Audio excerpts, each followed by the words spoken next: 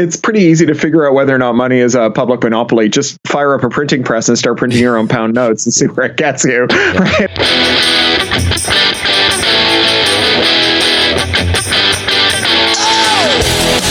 This is the MMT Podcast with Patricia Pino and Christian Riley. Hi, I'm Christian Riley and welcome to the Modern Monetary Theory Podcast. You can find us on Twitter at MMT Podcast, and you can support the show by going to patreon.com/MMT Podcast. For as little as $1 a month, you get early access to all our episodes and patron-only episodes where we answer your specific questions. A big thank you to all our supporters so far.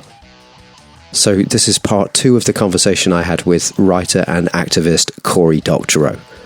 On top of Cory's insights into crypto, we talked about trust, fact, fiction, science fiction, intellectual self-defense, and online freedom. So just to fill in some gaps, at some point in the conversation I say the words, taxes don't fund spending. Now, if you're new to MMT, here's where that comes from. Many people think that government spending is like their own spending. If you or I don't have any money, then we can't spend any money. We have to get it from somebody else, some other entity, in order to have it to spend. But that's not so for your government. Because in countries with modern money systems, and that's a lot of countries, including and not limited to the UK, the US, Japan, Australia, Canada, the government creates currency when it spends. Those governments are the monopoly issuers of their own currency. Hence, taxes don't fund spending. It's the other way round. Your government spends currency into existence first when it pays an individual or a firm, and the recipient of those dollars or pounds or yen can either save them or spend them so they become someone else's income, or pay taxes with them. When they're used to pay federal taxes, they are deleted out of existence as far as the private sector is concerned.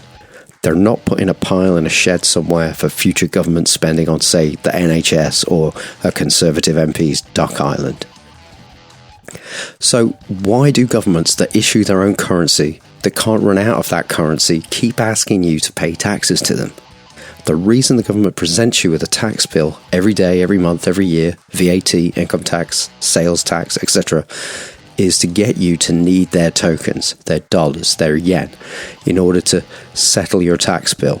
The tax creates people who need the tokens, who will then work or sell stuff for the tokens, and now your government can spend its otherwise worthless bits of paper, its currency, on things that it needs to provision itself.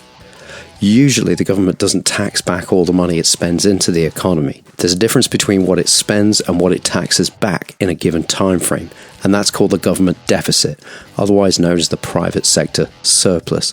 And that's why you have money in your pocket right now. It's a dollar that was spent into existence by the government that hasn't yet been used to pay taxes. That's why in your country you have a private sector with money left over in it after paying taxes. That's why people transact with each other in your government's monopoly-issued national currency rather than seashells. So, at the end of the day, whatever, say, a pound sterling is worth against another nation's currency or against gold or Bitcoin, a £5 note is a £5 tax credit. Some people think that commercial banks create all the money, and yes, commercial banks create dollar or pound or yen denominated bank deposits out of thin air when they lend. But when you take out a £1,000 loan, the bank gives you £1,000 of their quote-unquote made-up money, accepted as payment everywhere because banks are agents of government. But at the same time, you give them your promise to pay them back £1,000, and that's your made-up money. And it's accepted by the bank because they deemed you creditworthy. So within the private sector, plus £1,000 has been created by the bank, and negative £1,000 was created by you at the same time. The private sector surplus, the government deficit, did not increase.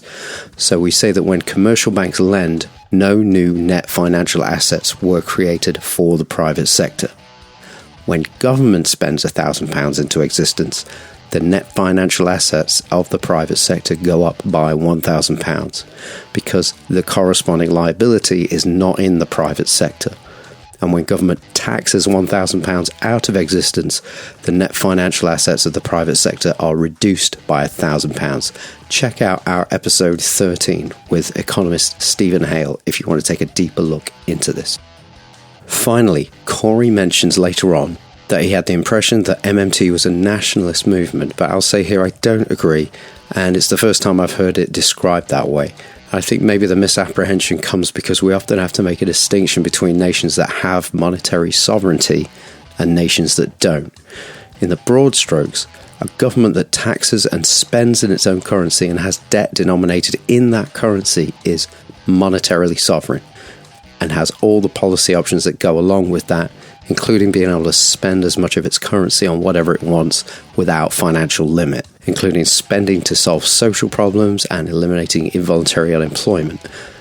Governments without monetary sovereignty, like, say, Eurozone member nations, don't have the same policy options because they don't issue their own currency. They're users of a foreign currency that they don't control, and we can see how that's working out for, say, Greece. So it might be the case that one person's nationalism is another person's self-determination, but I thought that needed clarifying. We start by digging into the title story of Cory's latest book, Radicalized. In the story Radicalized itself, so the collection of stories, the 4 stories is called Radicalized, but there is a story in there called Radicalized. And in that story, you skewer the for-profit healthcare system perfectly. Could you lay that out for the listeners? Yeah. So Radicalized is a story about entitled American white men who discover that the people that they love best in the world are going to die slow, lingering deaths because the cancers that they have are considered untreatable by their insurers, even though there are doctors who will tell them that they can treat them. That's a thing that happens all the time. What's different about my story, what makes it science fiction, is that entitled American white middle-class dudes, rather than taking up guns and shooting their intimate partners or brown people in mosques, do what they have never seemed to do, which is to shoot the people who have been the authors of their misery, right? They start to kill healthcare executives after getting radicalized on these underground message boards. There's a message board called Fuck Cancer Right in the Fucking Face, or Fuck Riff, that the protagonist finds himself a member of.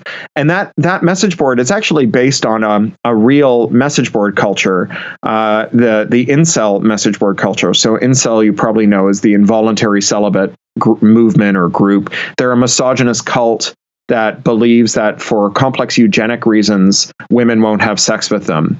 But it was founded by a queer Canadian woman who wanted to do what so many of us have done, which is to start an online community for support with a genuine emotional problem. She jokingly called herself involuntarily celibate and was experiencing the very real pain of being lonely and wanting physical affection. And what she realized is that her incel message board was toxic in a way that other support communities were not, and she realized why. So if you're a recovering alcoholic and you join a message board for ex-drunks, the people who've been there the longest are the people who've been most successful in getting off alcohol. They're the elder statespeople, and they're there to tell you every time things go horribly wrong for you that things will get better, right? To be there as your touchstone every time you fall off the wagon. But in the incel community, everyone who found love left. And the only people who were left behind were people who were so irredeemable that it was impossible for them to find love. And they fed into each other. And so whenever someone had a problem, the answer from them was not, it gets better, but it only gets worse from here. And that she was the only person who had stuck around after figuring out cracking the code of finding love in the world. And that as a result, she was the only one fighting off toxicity, and she couldn't bear it anymore, and she left too. And so, I heard her interviewed after a incel identified young man drove a van up on the curb in a busy downtown street in Toronto and murdered 10 people in the city I'm from, on a street that I'm very familiar with. And she was lamenting this, and it struck me that there are lots of opportunities for these communities. And when you start thinking about how weird it is that you have all these heavily armed, entitled white dudes who normally, when they're angry, just murder the people who anger them, who are for some reason, the models of forbearance when those people are richer than they are. And maybe it's, that they're Steinbeck's temporarily embarrassed millionaires and they see themselves aspirationally, and those other people are maybe the hard targets or are, not what you go after if you're fundamentally a coward. But, when you start asking yourself, why is it that healthcare executives can get a good night's sleep without worrying about being murdered by someone whose loved ones they have doomed to slow, painful deaths? I don't know the answer. Yeah. Right. And so, it's not that I'm endorsing a terror movement of murdering healthcare executives or the senators that enable them, but I am genuinely curious about how it is that they can get a good night's sleep. Yeah, I mean, the only disturbing thing that occurs to me every time I think about the story is it will become a manifesto. I know that's not your intention, but it just, like you said, like, why has this not happened? Well, and one of the other correlates of the story is that, because rights are never given, they're only taken. Every radical revolutionary movement has in its history people who you counted as your own because they were your bastards, and who, after the dust settles and during the Truth and Reconciliation, you have to acknowledge were really, really terrible people. Whether that's people confronting the legacy of the worst elements of the IRA or the ANC, or whether it's people who are apologists for the Contras who eventually have to make their peace with the fact that however much they believed in the Contras mission of fighting socialism in South America, they're probably not on board with tying American nuns to trees and then raping them and bayoneting them to death, right? And so the every change movement has this in its history. This is one of the things that made Hamilton such a success, is that he didn't whitewash the worst aspects of the deified founding fathers of America and actually expose them for who they were and all of their foibles. It made me think about, my memory might be a bit hazy, but in Breaking Bad, right? He's dying of cancer. Nobody in the whole 5 seasons or however many says, this is bullshit. You're telling me that I'm going to die for one reason only, that I'm not rich. No one goes, God, we really need to organize collectively to change this. Instead, it's like, I've got to go rogue and pursue an individualistic solution. I'll be a drug dealer. Yeah, well, I'll tell you what, like this is one of the other legacies of Reagan and Thatcher. There is no such thing as society as not just a manifesto for dismantling public services. It's also a way of blaming the victim, right? When you say there is no such thing as society and it's all down to individual choices, then if the world is going to boil because of climate change, it must be because you personally weren't diligent enough in your recycling. You can recycle extremely well, but if you live anywhere but a few cities in the world, the biggest part of your carbon footprint is the four wheels under you when you get to work and back. And not even Elon Musk gets to dig his own subway system. These are all problems with collective solutions, not individual ones. Yeah, which brings us back to trying to get people to understand that money is a public utility, and these big things that need doing. Money is necessary. Understanding money is necessary so that you can push for these big solutions, these big collective solutions. I know that people don't like the people don't like monopoly, do they? They don't. It's not a great word, and decentralization's good. Monopoly's bad. How do you feel about that view that money is a public monopoly? Do you even buy it, or that is the MMT view? It's pretty easy to figure out whether or not money is a public monopoly. Just fire up a printing press and start printing your own pound notes and see where it gets you, right? Although there, obviously there is this gloss, right, that is credit money that's different from fiat money, right? That also, whenever you start talking about this, someone who's half smart like me about this stuff will say, well, wait a second, the government doesn't make all the money. There's also leverage in the finance sector, and they're making money with their keyboards too. How does that play in? And obviously it's when you describe the high level picture, it's a first approximation, and then there's a lot of nuance, but that is a missing piece of that first part. And maybe you could say that there are other kinds of money, they're kind of rounding errors, and they're not, there's a way to account for them too. But what we're talking about here is what we think of when we think of money from the Bank of England, money that a Canadian has allowed British people to have, as it should be. Yes. And you're welcome. We're an adorable little people.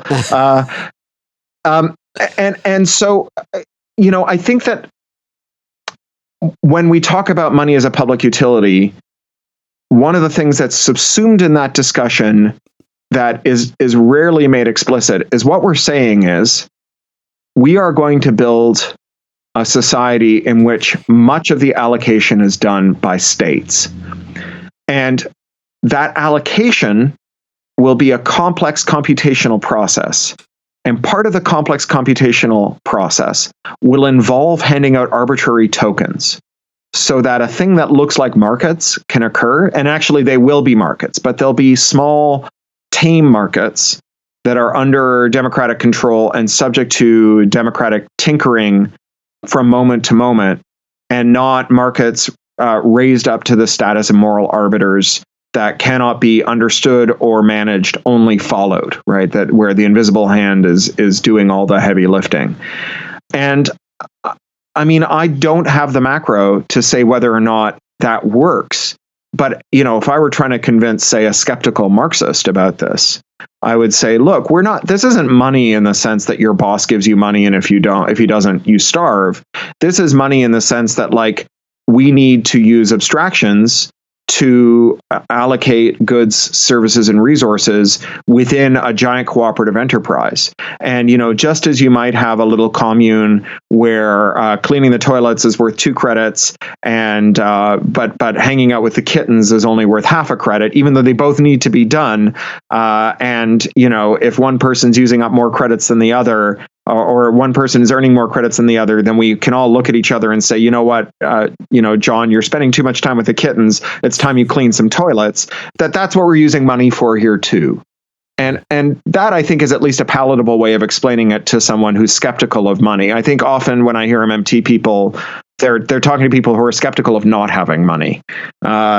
And I wonder how to convey it to people who are skeptical of having money. Sorry, when you say the people who are skeptical about not having money, about not using money? About doing away. They're talking to people who are capitalists about how this can be reconciled with at least some of the broad contours of capitalism.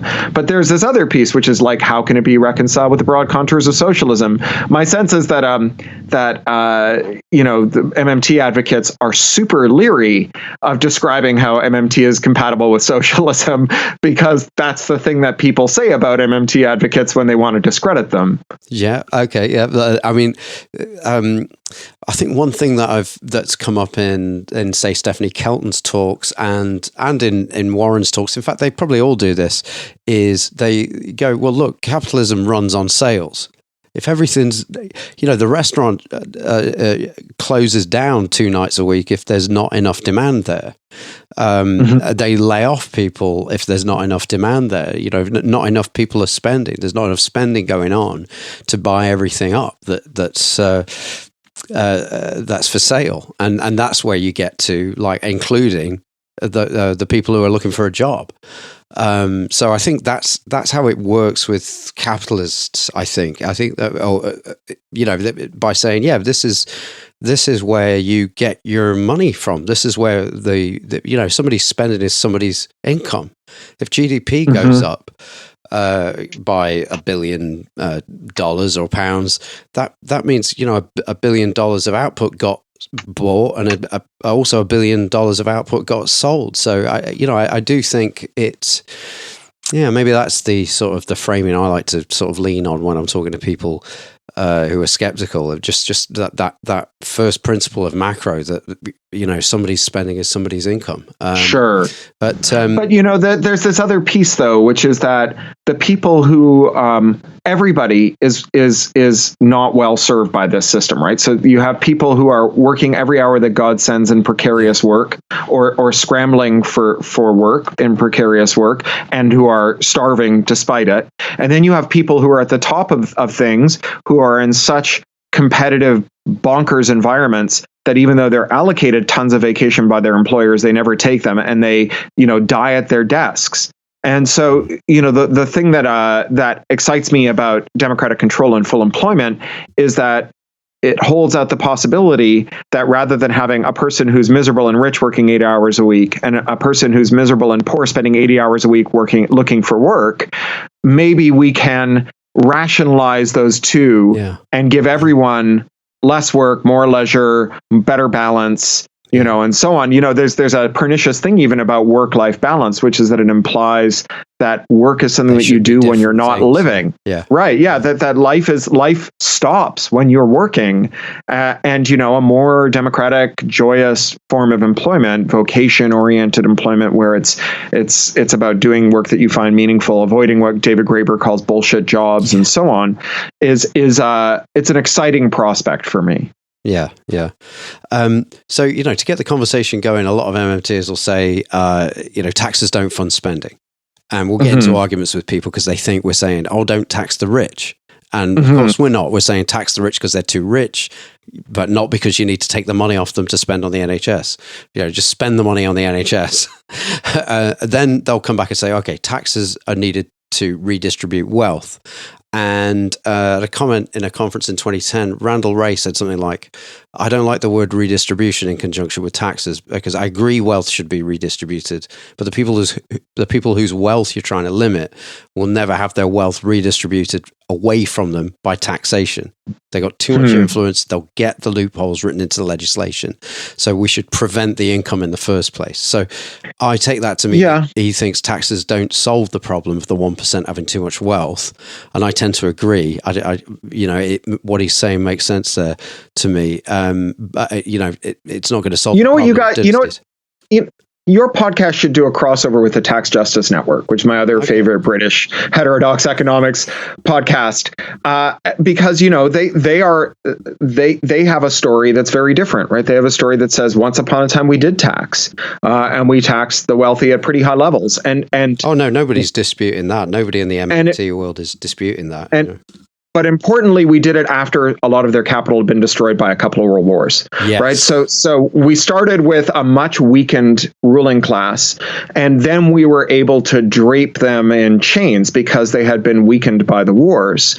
And the problem is that the next event that looks like that, the next event that wipes out 80% of the world's capital in 20 years, is climate catastrophe. Yeah. And it would be really nice if before the climate catastrophe, we could get things under democratic control, not after, right? And this is Piketty's big project of convincing people by in this very arch French way, comparing all inequality to France in 1789, which I think is lost on you if you're not French, but it's like the day they started building guillotines, and just convincing rich people that it's not tax or not tax, that it's tax or guillotine. Yeah. And trying to get them to come along voluntarily as a way of resolving that. I think you're right. And I was thinking about this morning as I was thinking about what we were going to talk about today. And one of the questions about allocation and democratic control is how you know that you're getting it right, how you know that you've done a good allocation. And it strikes me that there's a really good example from British politics of how to blend empiricism about what is an empirically correct regulation or rule or government action, and politics, right? Where we are making moral value judgments that don't have an obvious empirical answer. And that's the way the UK did drugs policy under David Nutt when he was the drug czar. He was fired by Theresa May, actually, for refusing to class alcohol as more dangerous than marijuana. But Nutt is a psychopharmacologist, and he's an evidence-driven medicine specialist. And he convened a panel to rate all the recreational drugs that the government was trying to sort into different bands of danger and criminality and to rate them by how harmful they were to the people who used them, the people who were their families, and the wider society.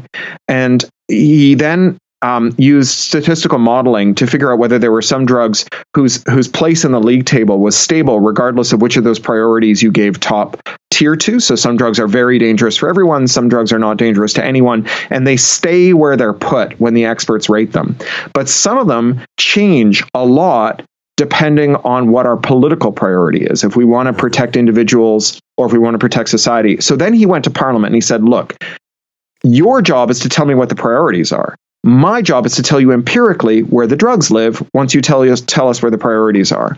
And that to me is like the best blend of a kind of technocratic and democratic mix where so many of our questions do have empirical answers, right? Like what is the what measures will or won't hold global temperature rise at 1.5 degrees? Those are questions with empirical answers. Which of those measures we should take among the whole suite and which ones we shouldn't? Those are political questions.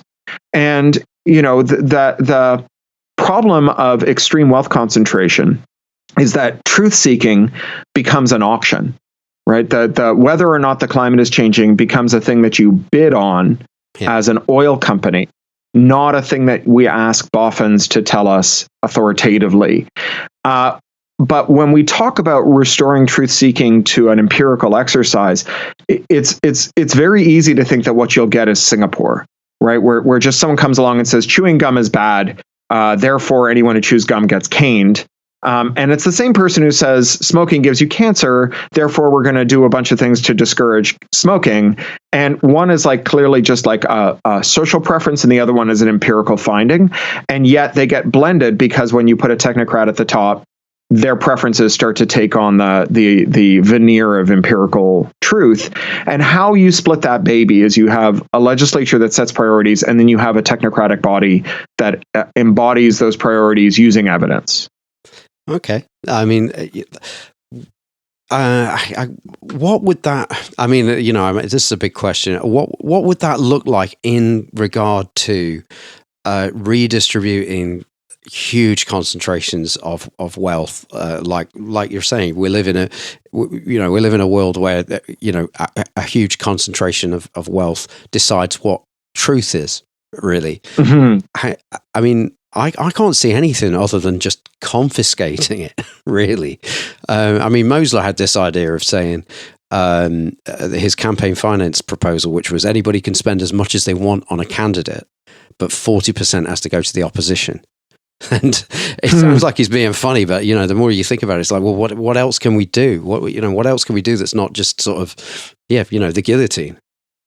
Well, I think they're actually, like in the case of campaign finance, there's some pretty well-developed proposals that square up with current constitutional jurisprudence, and in particular with Citizens United in the U.S. The big one is the one that Lawrence Lessig, who's the code, law, norms, and markets guy, has been pushing, which is that you have a publicly funded purse for election campaigns that's funded through vouchers. So individual citizens or voters each get, say, £100 to allocate to candidates for campaign finance. And candidates can take as much of that money as they want, but if they take any money that isn't vouchers, they're not eligible for any vouchers.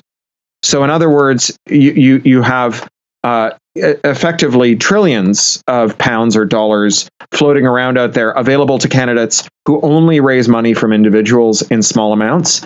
And in order to beat that, the private sector or the oligarch class needs to offer sums of money that are out of reach even for them. And more importantly, if you are, say, Bernie Sanders or Alexandria Ocasio-Cortez or any of these other candidates that have raised large numbers of small money donations from big pluralistic campaigns that are really well supported, both in their home districts and then, nationally, those candidates would be at a giant advantage relative to the corporate big money candidates who they're facing down. And I actually think that's a pretty straightforward one. I mean, mustering the political will to pass it is difficult, if only because everybody who is in a position to vote on it, with a few exceptions, everyone who's entitled to vote on that proposal in Congress made their money by taking money from millionaires. So you are trying to ask the turkeys to vote for Christmas. But at the same time, those lawmakers are spending 4 hours out of every 8 dialing for dollars, right? Sure. Calling big money donors. None of them are thrilled about that. Sometimes like it's easy to mistake someone who's swinging on a vine for really, really loving that vine because they haven't jumped to another one. But maybe if you let them get a really secure grip on another vine, they'll let go of the one they're holding on to. Think of all the people, who are in terrible marriages, who don't leave their spouse until they meet someone else, start cheating on them, and then have a horrible, disgusting breakup instead of a neat one where they confront reality. Sometimes people need to have their hands securely on the next vine before they let go of the one that they're holding on to. I can't relate to that abstraction whatsoever. Anyway, I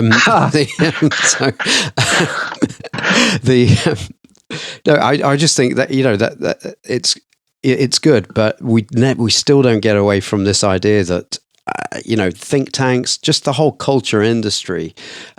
Films don't get made unless there's a lot of money poured into them. And that's why when you watch films, most of them are reinforcing individualistic solutions and, a hero saving the day instead of the way people have actually freed themselves, which was like, working together. Sure. I mean, we're shading over to the next story in the book, Model Minority, which is about Superman trying to confront racism and realizing that you can't punch racism until it stops. And it's really like, in addition to being a story about contemporary police violence, it's about Superman intervening in a fictionalized version of the police beating in Staten Island that resulted in the death of Eric Garner, for which the cops involved had just been acquitted. They'll face no penalties to speak of for having murdered a man in broad daylight for selling loose cigarettes that were untaxed, and choking him to death as he begged for his life.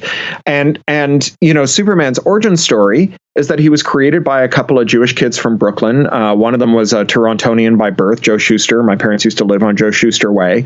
And they were watching the unfolding horror of Nazism across the Atlantic and were really disturbed, particularly by America not willing to intervene. And so they dreamed up a golem. Right? They imagined this immortal, unstoppable super being who would go and interpose his unstoppable body between himself and Nazism. And of course, that's not how we defeated Nazis, right? There was a lot of individual bravery in fighting Nazis. I have an uncle who was a partisan fighter in Poland and lost an arm. But that individual bravery was in service of the largest collective action project in the history of the human race. And, the Superman story is really about historical revisionism, right? About how much how tempting it is to believe in the story of the unitary individual, even when the evidence is right in front of us that this was a story about us all being in it together. And in part, I think because whenever some spoon-faced pig fucker like David Cameron says we're all in this together, he means I'm picking your pocket. So he as much as any people have put that in bad odor deliberately as well. Yeah, and I love in the story the way he's kind of his whiteness gets stripped away from him as well. The American Eagle, just sure. And as my dad was a refugee, was a displaced person, came from the Soviet Union. My grandparents were Red Army deserters, and my grandmother was a child soldier in the siege of Leningrad. And when he arrived in Canada, he was racialized, right? He was not white. He was Jewish. He was subject to anti-Semitic slurs and violence. But by the time I was born, 30 years later, 20 years later, Jewishness and whiteness were synonymous. And, over my life, I have watched the rise of a reactionary right-wing and racist strain of Jewish thought that is bound up with the Israel Project, but not just limited to it. And I think that a lot of people who are in my situation think that once you've been pulled into the whiteness boat, no one will ever push you over the gunnels again. And that your natural allegiance lies with the people in the boat and not the people floundering around at sea. And the reality is the first person that gets tossed overboard is the last person who got hauled in. And I think it was a real wake-up call for a lot of reactionary Jews when a bunch of Civil War cosplayers marched through the streets of Charlottesville chanting, "Jews will not replace us," because right up until that moment, and even after it, I think, a lot of reactionary Jews had thrown their lot in with Donald Trump because they were fine with racism so long it was directed at brown people and Muslims, but never thought that it would be wielded against them. So you've written a fair bit about cryptography. I've only have had time to scratch the surface of it. I'm finding your writing on that really helpful. My shallow thoughts about it have been that the proponents of cryptocurrency have been claiming that it's decentralized, it's uncrackable, it's going to outflank central banks, it's going to free the individual to fight battles like the ones we've been talking about. But two things occur to me. Like when you dig into the history, it becomes apparent that money is a creature of states and laws, in that we have a national currency. So I can't see a world of purely private sector competing currencies taking hold anyway.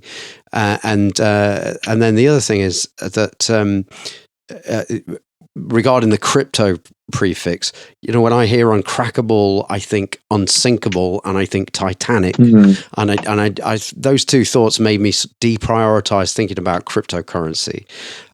But since I'm digging into your work, if I'm reading you right, sure, unassailable, uncrackable cryptography has been around for ages, and governments are legislating to outlaw it. So, what are your thoughts on crypto as it relates to all of the above? Yeah. So let's start by noting that 90% of all conversations involving cryptocurrency are non-consensual, and that, if you think MMT people can't shut up about their weird money ideas, I've got some Bitcoin grifters for you to meet. Oh no, I know, I've seen them. It's funny when the two worlds meet. It's like you're crossing the streams. I once watched Richard Stallman get into an argument about hybrid vehicles with an electric vehicle advocate, and so you have the person who every time you say open source says, I think you mean free software, and then proceeds to lecture you, getting into an argument with someone who feels exactly the same way about why hybrid vehicles are not the same as electric vehicles, and are in fact just a way to make you quiescent about using hydrocarbons. So it's funny to watch the the immovable force and the unstoppable object. One of my favorite photos of all time is a picture I took in my street in London of a BT OpenReach van that had been clamped by Hackney traffic wardens. It's like the two most loathsome bodies of people in the UK head on in a battle to the death. Let's start with cryptography. Cryptography does in fact work. The maths, leaving aside some peripheral stuff about quantum computing, which is largely theoretical and would be pretty game changing in ways that are like far beyond cryptography. The contemporary mathematics of crypto are well understood and well peer-reviewed and believed to be secure, not in the sense that the Titanic was unsinkable. The Titanic was unsinkable because some engineers who thought of an unsinkable plan couldn't themselves think of a way in which it could go wrong, right? And that's not science, that's alchemy. Right. That's like I have figured out the solution to turning lead into gold, and it involves drinking mercury, and I'm not going to tell you anything about it. And those people discovered for themselves in the hardest way possible that drinking mercury wasn't going to do them any good, because they never shared their findings with their peers. And it wasn't until their peers, and particularly their peers who hated them, not the people who they could rely on to go easy, but the ones who were looking for an excuse to discredit them, could examine their workings and ridicule them for the mistakes that they made, that alchemy, created the first ever transmission of something base into something noble. They turned superstition into science, right, through publishing. And so that's how crypto works, right? Crypto is maths. It is published. GCHQ and the NSA do not have secret maths that they've generated internally that they use for ciphers. They use the ciphers that the rest of us use because they've been subjected to the widest possible scrutiny and trial, and all the identified errors in them have been remediated. And so, to a pretty good approximation, you can say that when you take a picture with your camera phone, if you have full disk encryption turned on, that you could turn every hydrogen atom in the universe into a computer and set it to work trying to guess the key needed to decrypt that file, and you would run out of universe before you ran out of possible key combinations. And so, provided the maths are sound, and we think they are because they've been widely peer reviewed, and provided that the computer program is perfect, which it probably isn't, which is where most of the breaks against this occur, then you are in a position where that photo is going to be secure against all comers, unless you should tell them the key. Now, this is where governments and the rule of law come in. An obscure cryptographer you may have heard of called Julian Assange once wrote a paper about what he called rubber hose cryptanalysis. So cryptanalysis is what they did at Bletchley Park. It's trying to, find mistakes your adversary made in order to decrypt their messages. Assange pointed out that when your adversary can tie you to a chair and hit you with a rubber hose, that they can derive your key.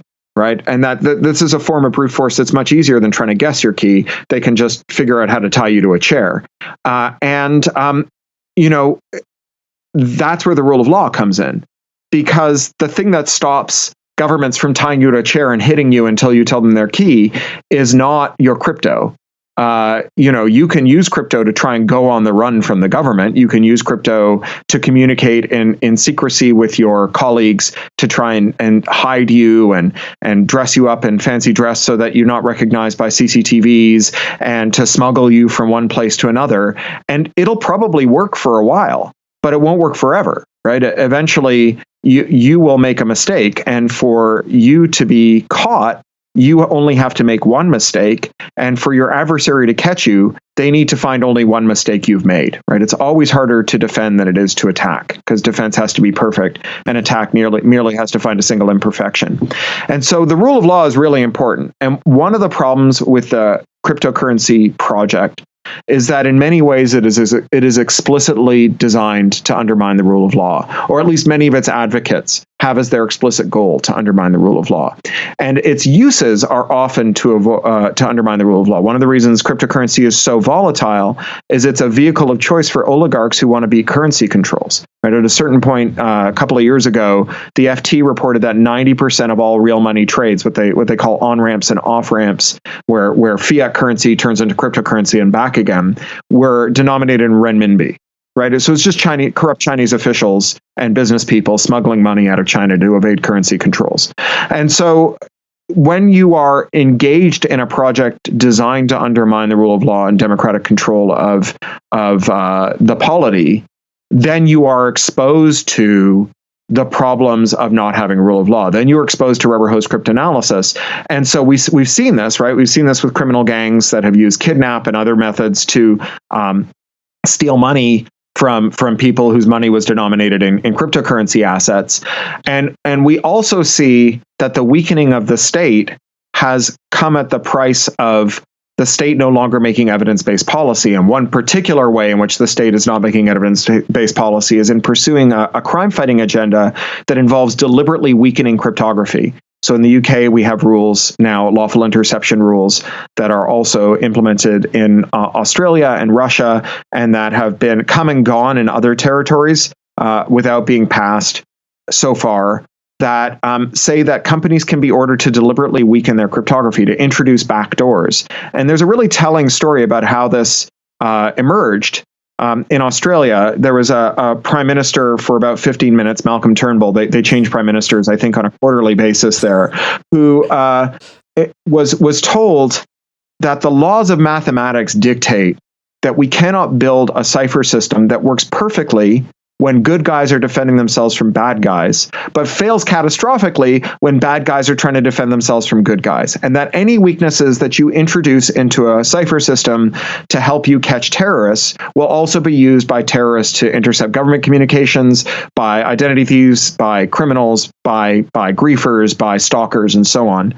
And Turnbull's response was, the laws of mathematics are very commendable, I'm sure, but I assure you that in Australia, the laws of Australia are the laws of Australia. In other words, when Parliament says pi equals 3, start redesigning your wheels. Right? And that's pretty special. This is, so I gave a talk about this last year at the Ethereum DevCon, and Ethereum is kind of the left wing of the cryptocurrency movement. And I said, if you are enablers of oligarchs and corruption, the way that the chickens will come home to roost for you is that governments that have been weakened and made beholden to these special interests by the starving of the public exchequer and the increased influence of the donor class, is that they're going to ban working cryptography, and they will put backdoors in your browser, not because they want to make it easy for people to steal cryptocurrency, but because they want to be able to spy on people's internet traffic. And when they do, a bad guy will exploit that. to steal all of your cryptocurrency. And that if you want your browser to be secure enough to handle multi-million-dollar transactions, it needs to be grounded not just in code, but in a responsive state that is beholden to the rule of law, that is pluralistic, and that is in every way antithetical to the emerging Bitcoin project of helping money launderers. Just to sort of like move into the home straight now, Noam Chomsky has this great bit where he goes, if I hold my hand over a cup of boiling water, I let go of the cup falls to the floor, the steam rises. And then up until the early 17th century, the explanation for this was that both the cup and the steam are finding their natural place. And so there were really smart people around, but that was the state of science back then, right? Mm-hmm. But it wasn't until somebody decided to be puzzled about why that happens, why the steam rises, why the cup falls, that this whole area of inquiry opened up, because it just wasn't on anybody's agenda. So it always makes me wonder, what aren't we being puzzled about right now that we really should be puzzled about? You know, there's lots of smart people in the world and it's still kind of screwed. And it's like, we're being let down by the smart people. You know, in your view, which is the most urgent esoteric concept that needs to become quite widely discussed as soon as possible? What aren't we paying attention to? Well, I would say that the thing that at least our discourse has been very warped by is by the claims of big tech to be able to change our minds, primarily through advertising. So, you know, Shoshana Zuboff has written this very influential book called In the Age of Surveillance Capitalism. And I think she gets some things right in it, but I think that her core thesis is not just wrong, but dangerously wrong. And her core thesis is that when big directed. Yeah, that we're being brainwashed by big tech, and that the reason people believe in the flat earth and Trumpism and whatever, and Brexit, is that they have been persuaded using machine learning techniques, which, when they are deployed against the human psyche, deprive us of what she calls it the right to a future tense, the ability to have a future that is uncertain because you don't know what action you'll take in the moment, because the actions are being prefigured by machine learning's influenced campaigns. And I think that's wrong. And I think that it's wrong. Like, I think it should be obvious that it's wrong, at least if you're willing to say, I don't trust big tech because they lie about their taxes, and they lie about their privacy policies, and they lie about their HR policies, and they lie about their competitiveness, and they lie about everything else. But I really believe them when they produce sales brochures that say that their technology works really, really well. That's the only time they're not lying, is when they're trying to rope a customer in to come in and buy their services. That's the one time we should take their word as gospel truth. And I think that's obviously not true. I think it's obviously not true from the evidence of the world that these influence campaigns are often, if they do have an effect, the effect size is relatively small and it's short-lived. And the grosser the effect is, the shorter the life is. So, everyone plays Pokemon Go for 6 months, and then the number of people playing Pokemon Go drops to a historic curiosity. They're like people reenacting 1066 or something. They're like, it's a weird hobby now. And the company that made that, as with the company that made Farmville and other short-lived phenomena, they had all the money in the world to invent a follow-up that would be just as popular. And if it's the case that there is just an ocean of possible ways to redirect human behavior en masse, then how is it that Zynga has not found any of them with all the money that you could possibly need from Farmville? They've made lots of Farmville follow-ups. None of them were successful. And so, it seems more likely to say that if you have enough people throwing enough darts, some of them will get a bullseye, but then the dart falls out. And it doesn't, the fact that you got a bullseye doesn't mean that you're going to get another one. And it doesn't mean that there's lots more bullseyes, that maybe there's just a few of them. And so, if that's the case, then we need to ask ourselves, why is it that conspiratorial thinking is on the rise? Why is it that outlandish beliefs are on the rise? And you can see there's all this empirical work that says the more austerity you lived under, the more likely you were to vote for Brexit. I think that's a pretty good, a kind of loose answer to it, but I think, as someone who, I have family members who are into crystal healing and the flat earth and all those other things, and they're not recent converts to it. They've been talking about this stuff for years. And I have to say that as someone who's been exposed to those arguments for 20 or 30 years, they didn't suddenly get better, right? The flat earth did not become more compelling when elementary schools started putting balloons up in the sky connected to GoPros that could actually record the Earth's curvature, right? That if anything, the flat Earth has become less compelling. But what my theory is of what's happened is that when we turned truth seeking into an auction, we created a kind of subliminal terror that if you no longer are able to rely on an equitable process to get these big, important technical questions right, like how much steel should be in the reinforced steel joist that keeps your ceiling from falling down, or whether or not the cladding around your building will turn it into a death trap that will trap you and everyone you love in it as it burns.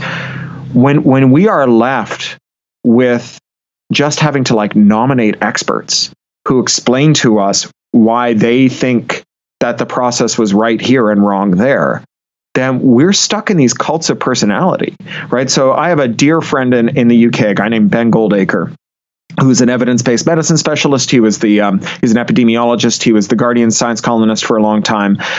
And when he tells me vaccines work, I think he's right.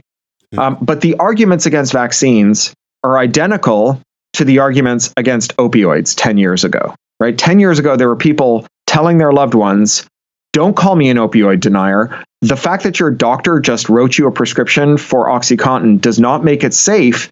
That drug is being pushed by, a billionaire family getting richer than the Rockefellers by telling lies about their safety of their product. They're going to kill more Americans than the Vietnam War did, and the regulators are letting them get away with murder. That is precisely the argument, the non-cellular biology argument that vaccine critics make. And very few of us are qualified to evaluate the cellular biology argument. We can only look at the broader contours of it. So when Ben tells me, because he's smart about this stuff, that vaccines are safe and opioids aren't, I believe him. But Ben and I have some important disagreements about things that I'm pretty good on, like housing. He thinks it doesn't matter if you're building luxury housing or low-income housing, that anything that increases the supply will eventually solve the housing crisis. I think he's dead wrong about that. And if all I've got is nominating an expert and then just believing everything that expert tells me, then I have to, then I'm in chaos, right? Then I don't have an equitable process. I just have a cult leader. And, eventually that runs up against the hard limit of cult leadership. And you find out that your water is full of lead. You find out that your kids are being taught that the earth is 5,000 years old. You find out that your earth is boiling, and you are left adrift with no way to navigate things.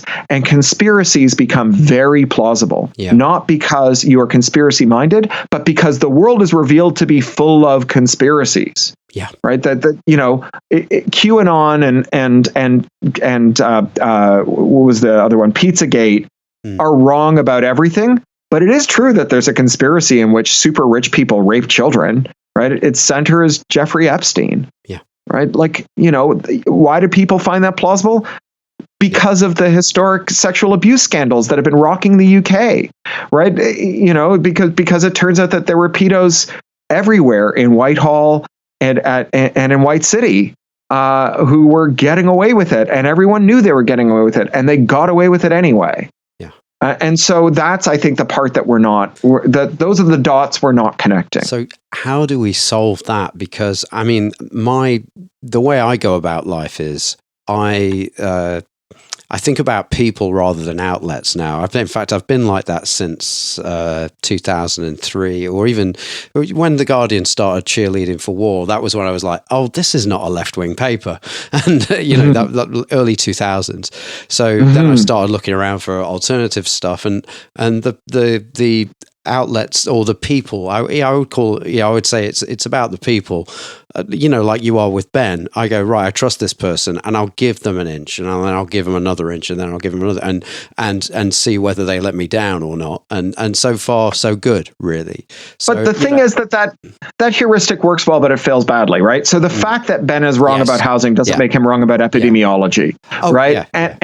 And I think about this as being similar to what I view the political value of cryptography, not cryptocurrency, but cryptography. That cryptography can create a space that is not safe forever, but is safe long enough that you can use it to organize a movement for a more accountable, more open, more pluralistic, more evidence-led government, right? A more legitimate state. Yeah. And in the same way, nominating experts to help you navigate the chaos of an illegitimate state can help you stay alive long enough to build evidence-seeking processes that are legitimate. But they are not a substitute for it. They are they're the piton that you stand on while you chin your way up onto the top of the cliff where you are safe. You don't just stand on that piton forever because you've got it nailed into the cliff face. So it would help to know what that peak we're trying to get to looks like. I guess it's impossible to describe. Or yeah, so you're right. I think that we can describe some values, right? Like, so I think that David Nutt example is very, very powerful, that you have an electorate that nominates a legislature that reflects their values, and then you have a civil service or an administration that is staffed by experts who are overlooked by ethics rules about conflicts of interest, and that live in a world where the kind of influence that can be exerted has been defanged because we've made the firms smaller by breaking them up, and then, as you say, by preventing them from getting big in the first place. It's true that taxing the rich is harder than keeping them from getting rich in the first place, but we can do both, and we need to do both.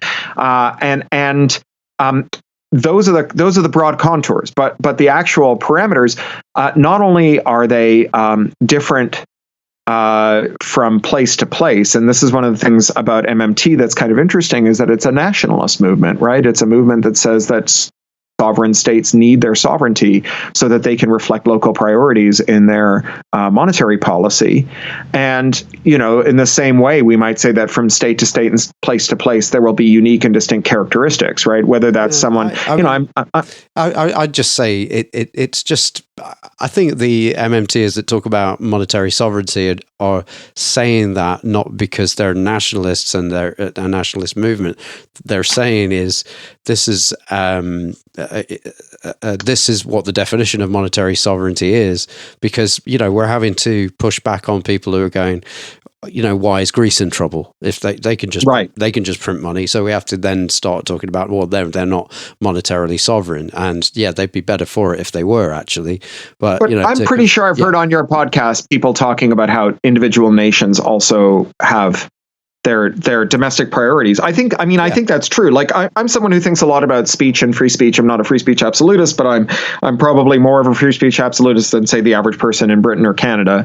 Right. And with that said, I totally understand why Germany wants to ban swastikas, right? And they have a local local set of facts on the ground that are different from the facts on the ground in other places, and it reflects their unique and distinctive characteristics. And so, this idea that you can't specify a perfect solution because that solution would have to accommodate far too many use cases is part of the argument for decentralization in general, right? Like, the reason Facebook gets it wrong is not because a foolish person is trying to run the lives of 2.3 billion people, although that is the case. There is no one to replace Mark Zuckerberg who's so wise that they would do a job that's good enough that we should leave Facebook intact. Yeah. Right? That to be in charge of 2.3 billion people's lives means that you have to support 2,300 one in a million use cases every day. No one's going to write that code, right? You need to devolve power to the edge so that people can make those choices for themselves. And so in the same way, I think we don't know what the answer is because there is no one answer for all context. And then the other thing is that time changes, right? And so as time changes, so too will optimal solutions, right? Things that look optimal now might not look optimal if we hit 2 degrees of global warming. They might not look optimal if we have a global pandemic. And those will be a different set of rules. And so that future is hard to specify.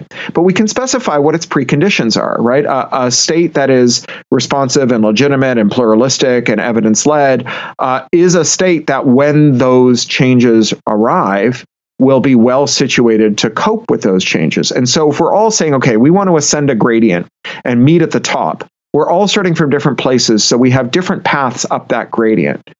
What do we agree constitutes uphill, right? What does uphill look like? Well, uphill is pluralism, responsiveness, legitimacy, evidence-led, all of those good values. And then, we'll know that we're at the top when we can all see each other living at a peak that reflects those values for us.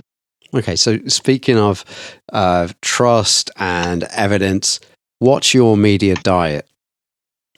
For news? It's big, and I think that one of the things that is hard about algorithmic media consumption is that algorithms really want you to be more like yourself, right? So think about autocomplete on your phone. What it really wants you to do is to have the word that follows the word you're typing be the word that followed it last time. And if you're typing a word you've never typed, it wants you to be like everybody else. It wants you to type the median word that is typed after that word.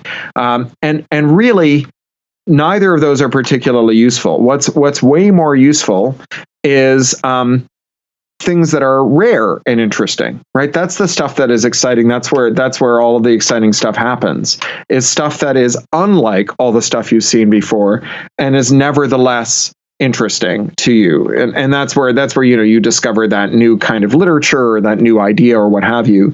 And so I read a lot of RSS feeds that I almost never click through on, right? Where I'm just reading their headlines, because once upon a time I read something that they wrote and I found it interesting enough to write up on Boing Boing. And so now I'm going to read them forever, because once every 5 years they're going to give me something else. And so it's a lot of low value streams that produce these nuggets that are themselves valuable enough to stay in them. And so for me, a lot of it just comes down to being able to scroll through an RSS feed very quickly. And then in addition to that, there are some sites that are really good for me, but don't have RSS. And those sites, about 200 of them are in a tab group that I open in Firefox every morning. And I just close the tabs, right? Because they almost never update, and they don't have an RSS feed. I have an RSS reader I really like called NewsBlur. It's a nominal sum every year to subscribe to it. And one of the things I really like about it is it breaks out into folders infrequently updated feeds. And so you can read not just all updates, but you can separately read all updates from sites that almost never update. And that to me is like, that's just gold. Yeah. I read a website called PMO. I even forget what it stands for, but it's an RSS feed I read, but it's a pizza trade group journal that's almost entirely like recycled press releases from trade group members. And once every 5 years, there's some incredibly weird story about pizza in it that just turns out to be like mind blowing and interesting. So that's the kind of example of what my media diet looks like. Okay, that's great. And so I think this is the last question. Sure. It seems to me the future belongs to the best storytellers, given what we've said about trust and I'm going to cut this bit out. It seems to me the future belongs to the best storytellers, and you're an amazing one. Who or what do you recommend for people to read and understand to help them along that journey? What's going to empower people? I mean, I'd love to come on your writing excuses cruise, but money's a bit tough for me. Sure, I hear you. I mean, I've read some really superb books lately. It's been a good year. There's a new debut young adult novel about to come out by Pritzker called Catfishing on the Catnet. That's a wonderful little parable about AI and about online community. There's a new book by Carl Schrader, another Canadian, another Torontonian, called Stealing Worlds. That is about cryptocurrency and resistance and augmented reality and climate crisis that I'm extremely, extremely fond of, and really just as visionary as anything I've ever read. I've known Carl since I was 16 years old, and he has introduced me to so many incredible ideas. He's the first person who ever said the word internet to me. He's the first person who ever said the word web to me. And he's the first person who ever said the word fractal to me. He's always 10 years ahead of things. He's this marvelous autodidact whose father was a Mennonite TV repairman, which is just the most crazy, awesome origin story ever. It turns out that Mennonites are super schismatic, and every time they schism, the group that's like more liberal goes west. And so by the time you get to Saskatchewan, where Carl's father came from, you get Mennonites who are TV repairmen, which is just awesome. That is amazing. What else have I read lately that I'm really fond of? Actually, just hang on a sec. I'll call it my upcoming reviews. Riot Baby. Tochi Onyebuchi is this wonderful book about race politics in America, a science fiction novel, Afrofuturist science fiction novel. It's coming out in January of 2021. And then Annalee Newitz. Annalee Newitz's next book is superb. It's her second novel. She's a science and technology writer. We both worked at Electronic Frontier Foundation, and she co-founded IO9. Her first book, Autonomous, which is about sex robots, is amazing, and basically about the idea that normalizing the oppression of artificial intelligences will pave the way to oppressing humans. That slavery for robots turns into slavery for humans. And her new book is called Future of Another Timeline, which is a punk feminist time travel story in which the world has these like weird standing stones that act as time machines, and you have to hit them with hammers in a certain way, and they send you back and forth through time. But this feminist cabal has realized that this men's rights advocate, sort of Jordan Peterson types, are traveling through time to eliminate feminism. And they have to rescue feminism, and it's a romp, but it's more than a romp. It's superb. And then next week, a really fantastic dystopian science fiction novel about resistance by this guy Chris Brown is coming out. It's called Rule of Capture. It's loosely a sequel to his debut novel last year, which was called Tropic of Kansas, although it stands alone very well. Brown is a lawyer and environmentalist in Texas, in Austin, which is it's Texas the way that, I don't know, Brighton is a sleepy English seaside village. It's basically a suburb of Berkeley.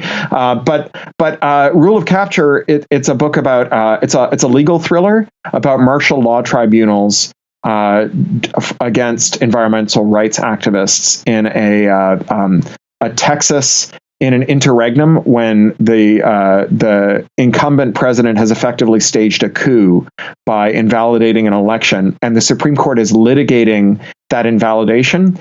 And so these military tribunals are underway in this moment where the forces of reaction have realized they can purge themselves of a bunch of serious thorns on their side, but they have a ticking bomb.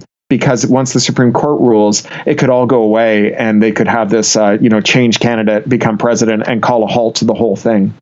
And in the meantime, there are all these subplots going on in the background where Houston has been despoiled by hurricanes that upset the oil patch and rendered the whole thing uninhabitable. And now you have millionaires doing backroom deals to acquire Houston and its entire surroundings to turn it into a spaceport to help millionaires leave the planet that they've destroyed. It's a spectacular book. It's so good. And that's called Rule of Capture by Christopher Brown. So that's my like upcoming reviews. List. Sound great. And like I said in the email, I've made it my mission to read everything you've ever written. Wow! And it's fantastic. I don't know if this is out of order, but you're obviously like kind of heir to the throne of Vonnegut. Obviously, is that? Oh well, is that praise? Very nice of you to say. I'm patronizing. I'm honored. No, I'm honored. I think that there are lots of people who are very good writers, but I'm delighted to hear that you've said that. That's extremely, extremely kind of you. Thank you very much. And thanks for these recommendations. Now, if people want to stay current with you, I guess you've got your Boing Boing blogs, but you've also got the Cory Doctorow podcast and craphound.com. Is that right? That's right. Yeah, you just go to Craphound is my domain. It's the title of the first short story I ever sold. The podcast is just me reading aloud, mostly nonfiction, every now and again fiction, and it's I sit down once a week and do a quick reading and talk about what's going on in my life for 2 minutes, and then generally read a short essay or serialize some fiction. It's been fun. I've been doing it for a long time. I think 2006 is when I started it. I've had a couple of hiatuses, but I've been at it for a long time. Is there anything we haven't covered? Anything you'd like the listener to know, tune into? I'll say that if you're in the UK and you're interested in the subject of digital rights, that you should be looking to Open Rights Group, and anywhere in the world, you should be looking to Electronic Frontier Foundation. It's a superb organization. I've been working for it off and on for coming on 2 decades now. I'm not paid by them. I'm actually paid by a grant from MIT, from the Media Lab director, and so this is not a way for you to send money to my pocket. I'm actually a significant donor to them. I give them a lot of money every year, and there's never been a time where the issues that they're worried about are more urgent. I mean, we are really. Like the last year and a half has been the high-speed Chinification of the Western internet, with filtering mandates for copyright and terrorism and a bunch of other things that effectively are surveillance mandates. Have you got time to dive into Clause 13? Is that it?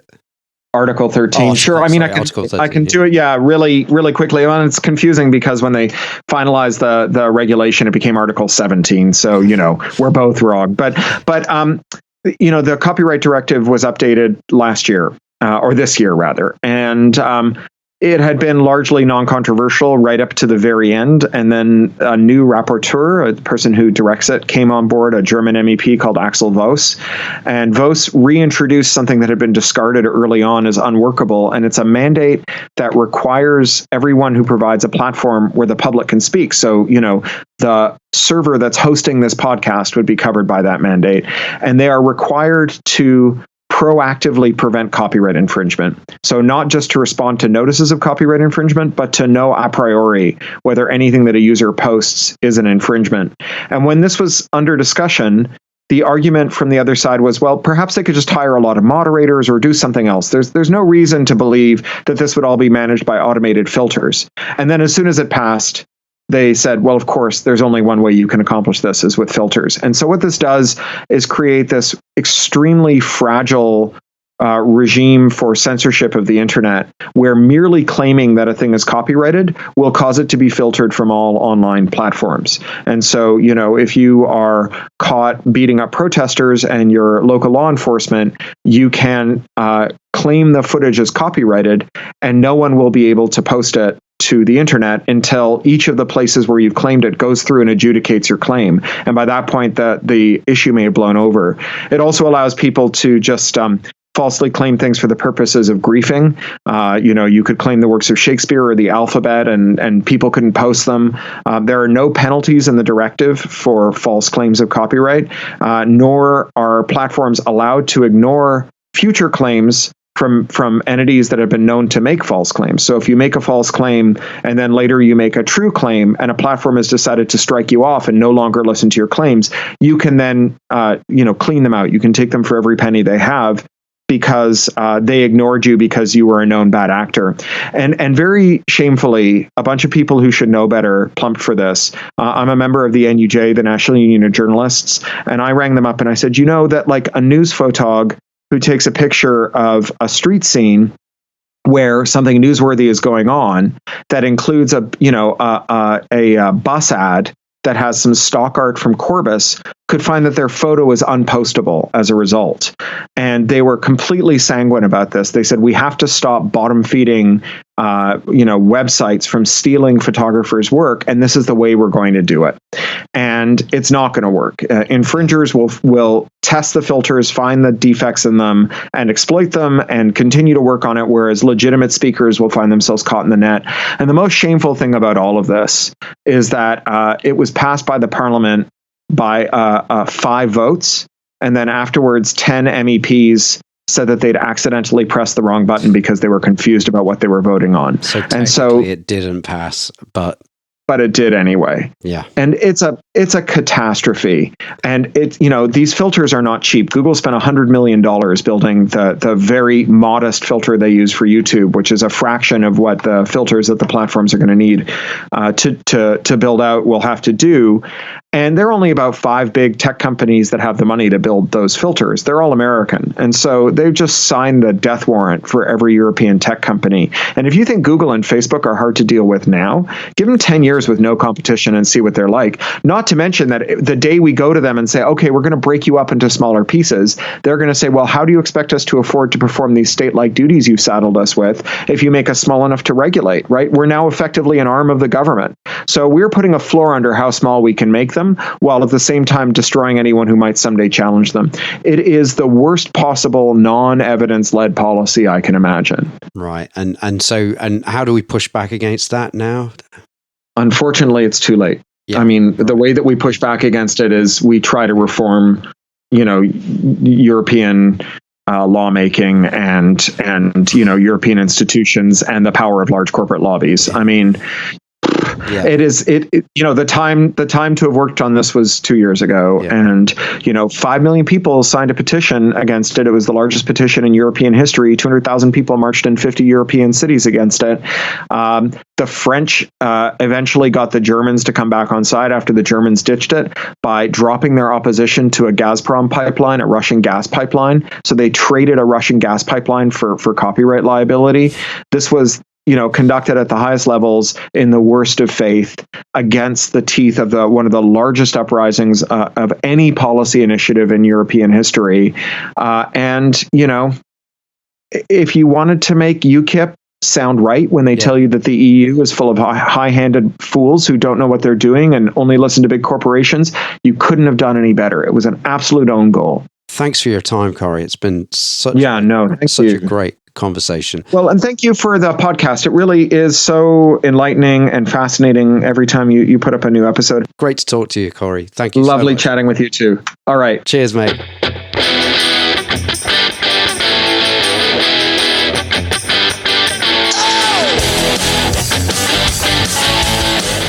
That was the MMT podcast with Patricia Pino and Christian Riley. Don't forget, you can support the show through Patreon, starting at $1 a month, and get access to patron-only episodes where we answer your specific questions. You can do that by going to patreon.com/MMT podcast. You can also find me on Twitter at MMT podcast, and you can find Patricia on Twitter at Patricia N. Pino, and you can email us at mmtpodcast@outlook.com. Thanks for listening, and we hope to hear from you.